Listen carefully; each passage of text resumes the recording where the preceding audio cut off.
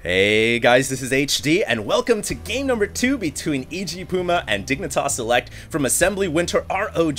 Down in the bottom left-hand corner, we do have Puma, the victor from the first match, after rolling out with a massive mechanized force, able to crush Select on Shakura's plateau. He will be spawning as the Red Terran, and that is EG.Puma once again. Now up in the top right-hand corner of the map, we do have d.Select, loser of the previous match, has to win this game to tie it up and go to a third matchup for a shot to go to the round of 4. And remember guys, this is for $20,000, so it's a lot of money on the line. I just got done casting Stefano and Elfie yesterday. Hope you guys enjoyed that match. Tomorrow I'll be casting another set. I'm not too sure which one it is yet because I haven't looked at the names. As I said before, I haven't even seen this tournament yet, but there are a lot of big names in here, and you guys can already see, obviously, it's Puma and Select, which is extremely exciting. Now, the map is ESV Cloud Kingdom, which is a map that was introduced into the GSL not too long ago. Very interesting map. I've never actually casted a game on this map before, so this is going to be refreshing for me. And while I have seen games played on it, like I said before, I haven't casted it before, but I'll talk a little bit about the map. It has very similar features to most other maps in StarCraft 2. Of course, you've got the main, nothing too funky, no weird rocks inside the main or anything like that. Then you've got the natural, a ramp that goes down right into the expansion point. The natural expansion is very safe on this map. You guys can tell that it is choked off here by this little corridor. But as soon as you leave the corridor, you do enter into this area where there is a big ramp that is covered up by rocks. So in the early game, it's a small ramp, but it becomes a big ramp as the game progresses and those rocks get destroyed. Then you kind of go out in the rest of the map. You've got more expansions. It's a high ground to low ground mechanic because in the center of the map, it is mostly low ground. Then you've kind of got this plateau over here with more rocks, and vice versa over to the top right hand corner. And the thing about this map, I think that makes it most interesting, is all the elevation changes. You're going to have a lot of high ground to low ground action, and I've seen so many battles decided on this map just simply by holding onto the high ground and having superior positioning, and that is certainly going to bode true for Terran versus Terran. Now getting back to the build orders here, it does look like Select is taking the high road, and by the high road I mean going right into an expansion down to the low ground, whereas in the last game he did opt to tech up first. Oh! Puma just got an SCV kill there! Unreal! You don't see that happen every day, and that sucks, but at least Select gets his revenge right there by killing off the SCV on its way out. So nice little control right there by the guy building the command center. But now a Marine is going to come and try to avenge that SCV death. And it is a very different playstyle here because it looks like Puma is going to be the one who's teching up. He's actually going the double gas route, whereas Select is trying to expand, but Select's SCV is in trouble and another SCV goes down, but it does finish the command center in time. And nice micro right there. How many people actually think about that? I gotta save this SCV. Oh, I can hop it inside the command center. Duh. The reason why no one ever thinks about that is the command center is usually an orbital command or a planetary fortress by then. And nobody ever does that, really. So, nice control right there from Select. That was cute. Keeps that SCV alive. And smart thinking on his part. Now, we do have a double gas follow-up by Select, and he's going to try to at least keep up in the gas intake by his opponent. And on top of that, he's got the economic advantage, but that doesn't mean Puma is necessarily behind. He's actually going to tech right into Banshees here, which could put him significantly ahead. We'll just have to see how these Banshees play out. Now, there is a Marine or an SCV trying to make its way into the main, but the doors have basically closed, and there's no way that SCV will make its way in, so it gets destroyed at the ramp. And now Puma is going to be able to go ahead and get that Banshee freely as it researches the cloak. And now Puma is going to try to take to the skies, and Select really has no idea that this is coming. He's trying to get up an engineering bay right now, double engineering bay in fact. So he's going to, his whole strategy now, Select, is mass bio. There is not going to be any factory for a while. There is not going to be any starport. It is no mechanized units, no Vikings or anything like that. Literally, this is going to be a huge Marine build by Select, and he's going to try to get mass upgrades out of the Marines. He might even be going for some kind of a 1-1-2-2 timing strike, but the problem here is that he doesn't know there's cloaked Banshees. However, having said that, because he's got engineering bays down already, because he's got the natural expansion down, he should have significant opportunities to catch the cloak and destroy it, especially with all the Marines he's gonna have out on the field. So I would imagine that Select is gonna be able to shut this down pretty well, but we'll just have to see really if Select is saving energy on the orbital commands, and he did not. He just dropped a meal on that orbital. He dropped a meal on this one as well, so he's not gonna have energy for Comsat for another 20 seconds or so, and that could be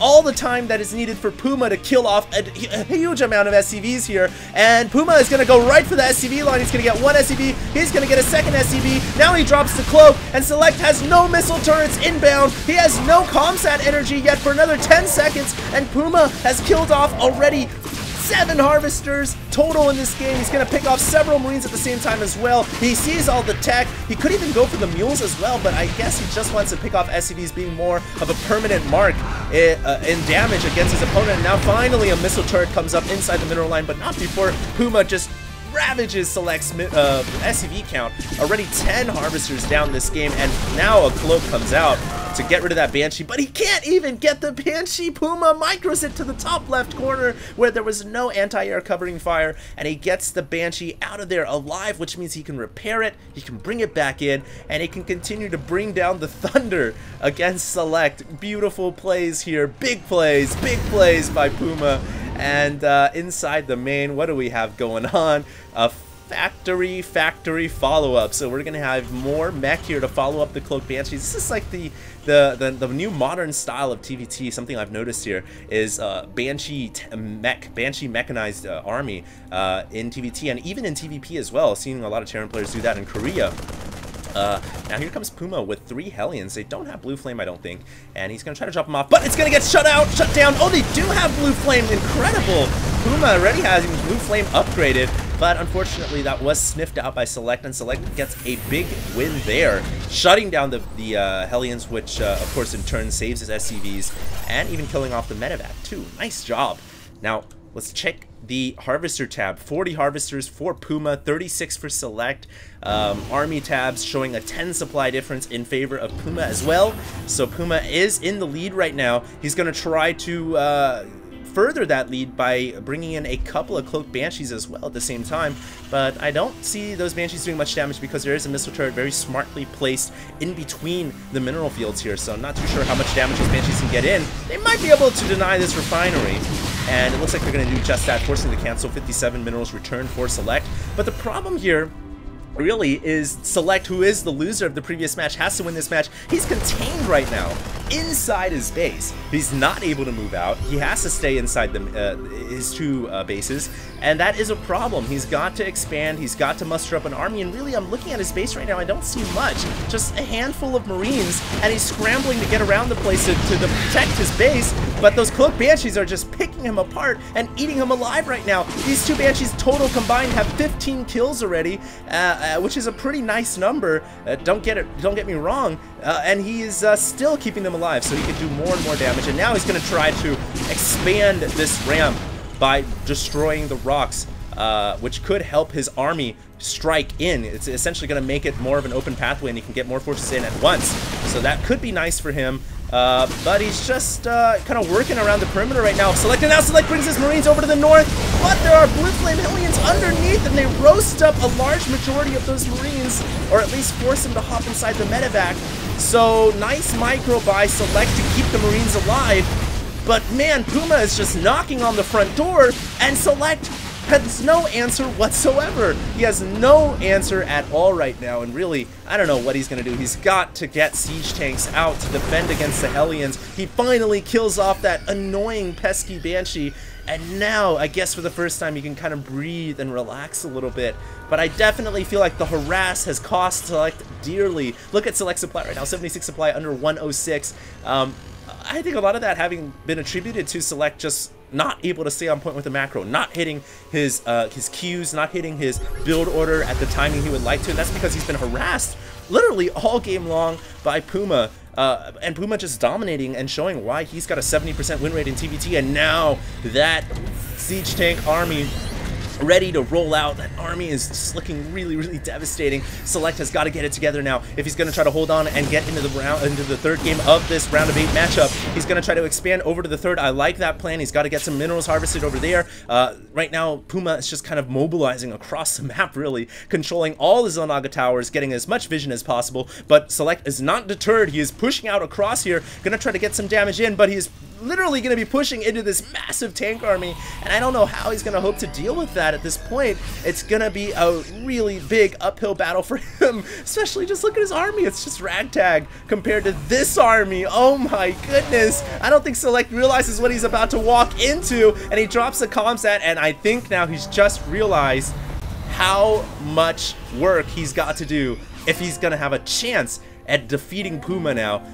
It is going to be a real struggle for him. He's going to have to get into high gear, hit all the macro timings, get as many SCVs out. He has actually tied up with his opponent now, actually taking the lead there, 62/61. So now is his shot. Just sit back, get a large army, get the proper positioning here on Cloud Kingdom, and then go for the W, or at least try to harass his opponent or do something. Which Puma is now trying to do is he's bringing up 4 Hellions, and he's going to try to go ahead and get inside this third. Blue Flame Hellions getting slowed down by the concussive shells, unable to get into the mineral field, and they are going to go down. Nice control by Select right there with the concussive shelled Marauders, and he picks off 4 Hellions essentially for free. Didn't really lose anything there except maybe taking a little bit of damage, so he didn't take any permanent damage. Nice control. But Puma's tank army still looking menacing, guys. And Puma, let's check his upgrades. 1 weapons on the mech, no bio. Whereas Select actually has a lot of bio upgrades. Remember, guys, this is Select's ace card in the hole. This entire game, he has been upgrading like a boss. Remember, he opened up with a double engineering base right away. So that is his edge right now. He's got way better upgrades than these siege tanks. And if he can catch the siege tanks unsieged, that's how he's going to win this game. With his mass upgraded army to catch the siege tanks unsieged as they move across the map. And notice here, he's trying to buy time by staying on the high ground here in the center of Cloud Kingdom. This is what you gotta do. And you just gotta keep playing that game of cat and mouse until your opponent makes a mistake. Now he's gonna try to stem up here and attack. He's got to break through the Blue Flame Hellions first, but the PDD is blocking all the Marauder shots, and Puma just rolls in with the rest of his Blue Flame Hellions. He's gonna roast and toast everything on the ground, scout him and rout him, and Puma is going to take a huge advantage, but backups have arrived, but they get in range of the siege tanks, and the siege tanks just detonate everything on the ground. Select is in a lot of trouble, ladies and gentlemen. He's got to get it together. His bio upgrades are nearing 3-3. If he can get up to 3-3, he might actually have a shot here. But he's got to wait another 15 or so, or actually more, 40 or so seconds, and now he's just going to engage right into the firing line. He's got to pull out as the siege tanks all in siege, and the siege tanks all get a 1 round of shots apiece. And then Select, realizing that he was in a lot of danger, decided to pull out. So that was a smart idea right there.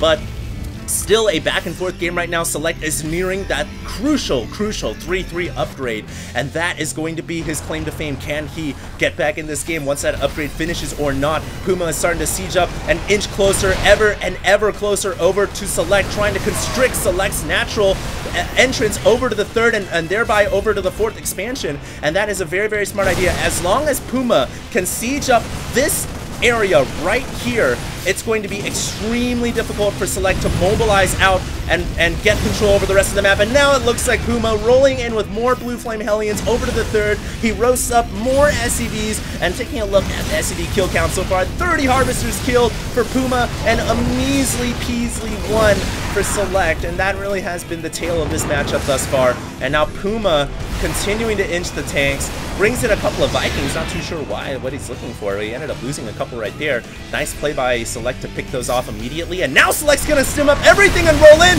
It feels like the time is right. Can he break them? His Marines aren't 3-3, his Marauders aren't 3-3, but the tanks are too strong. The tanks are way too deep, and even though the tanks only have 1 upgrade, it didn't look like Select had enough to break that line right there. Although I must say, this tank army is pretty exposed from where it stands. Marines could flank from the back, they could strike from the front at the same time, and Select could crush that army if he had the right positioning. Meanwhile, a couple of Hellions trying to make their way over to the top left. They run into a planetary fortress, so that is going to be denied.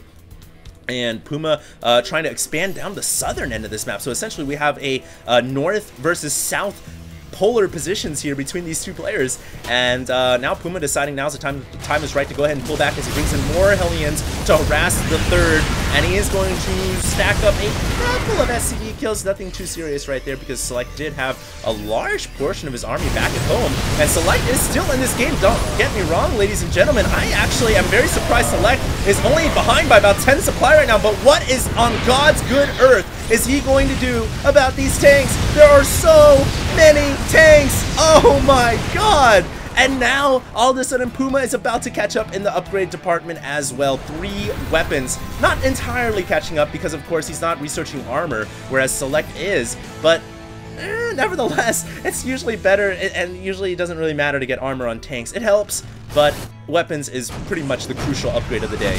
And now it looks like Puma gonna try to out-siege the planetary fortress, and he can do that. Meanwhile, Select running in with everything. He's gonna try to go for a base trade, but he's gotta kill off this planetary fortress. All the SCVs are repairing, and oh my god, that PF is destroying everything. It's got 8 kills already, and don't forget about the splash damage, and now the tank's rolling in and constricting that army. Everything gets blown apart, and Puma just destroyed the entire army of Select. Select making a huge counterattack. Puma also destroying the planetary fortress over at the top left-hand side of Cloud Kingdom. And now Select is in more trouble than ever. His upgrades, his 1 ace card has basically now been thinned out by the fact that Puma is about to get the 3rd upgrade as well. And his army is nowhere near the size of Puma. Puma is like a massive tank general right now. Select is just a ragtag militia, and he can't really do anything about these tanks at all. Oh man, I just don't know how. I don't know how Select is going to win this battle. I don't think he can. And there's the GG. Select realizing that it's all but over, and he just doesn't have the army necessary or needed to destroy or even combat Puma's size or his army. So that is it, guys. Wow, what a game and what a battle by Puma. And Puma will advance onward to the semifinals of Assembly ROG in winter. And I hope you guys enjoyed this broadcast as much as I did. That was really exciting set of games. Every day here I'll be bringing you guys another set from this tournament. I'm only casting the round of 8 onwards, and I'm going all the way up to the grand finals. It is a $20,000 prize pool. Tomorrow I'll bring you guys another set. Hope you guys enjoyed, and this is HD signing out.